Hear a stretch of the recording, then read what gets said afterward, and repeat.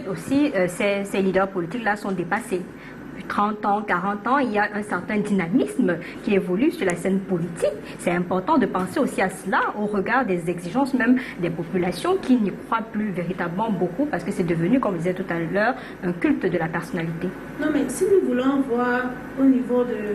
Puisque la thématique parle de la présidence à vie, oui. Donc si on veut voir dans ce sens présent à vie, ça veut dire que quand nous voulons associer la base au fait qu'il y a la longévité, je pense que c'est même juste c'est à ce niveau-là.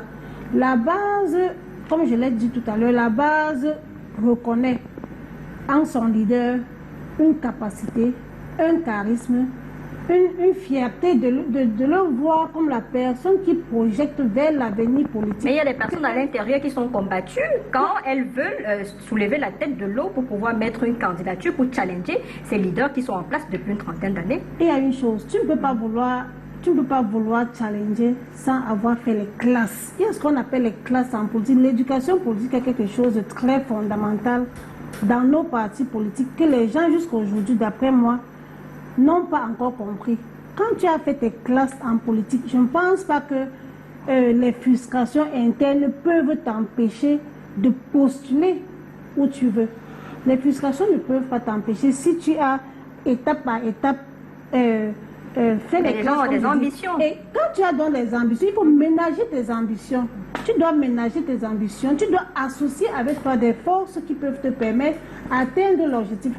Tu ne dois pas bafouer par exemple les textes, bafouer par exemple les statuts, bafouer ce qui est comme un socle pour le parti et vouloir briguer. Même ceux qui sont tout autour de toi ne se reconnaîtront pas dans ta posture ou bien dans ta candidature. Parce que si tu dois être candidat, il faudrait déjà que tu sois exemplaire, que tu reflètes même d'abord la conviction du militant de base qui pense que celui qui est derrière la fait déjà assez mieux et tu dois lui faire confiance. Si je vais prendre par exemple toujours le cas du SGF, nous avons, comme il le disait tout à l'heure, en interne il y a toujours des bagarres, il y a toujours des personnes qui veulent y être. Il y a ceux qui ont fabriqué dans leur esprit toujours que non, à telle année là, ce serait moi le prochain chairman. Mais qu'est-ce qu'il a fait entre-temps pour arriver à ce niveau-là? Parfois ils ne font rien.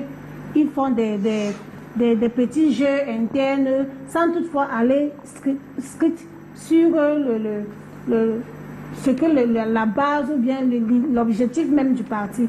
Et en ce moment-là, vous voyez par exemple, quelqu'un se lève, il dit bon, 2025 par exemple, moi personnellement qui vous parle, j'ai pensé un moment être candidate à la tête du SGF. J'ai même publié sur mes pages parce que je me suis dit, mais il est temps que moi aussi je puisse penser que je peux diriger plus que ça.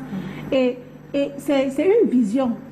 Mais quand tu as donc en face de toi un charismatique comme le chairman, quelqu'un qui est rassembleur, quelqu'un qui jusqu'à présent perd son âme, avec une pensée que non, c'est pas la paix, c'est dans la cohésion, c'est dans ceci qu'on pourra atteindre tel objectif. Comment est-ce que tu peux chercher à le combattre alors qu'il a encore tous les cartes en main? Est-ce que ce n'est pas ces idées-ci qui tuent justement le fonctionnement des partis politiques au Cameroun? Penser que l'un est incontournable et qu'autour de lui, véritablement, il n'y a personne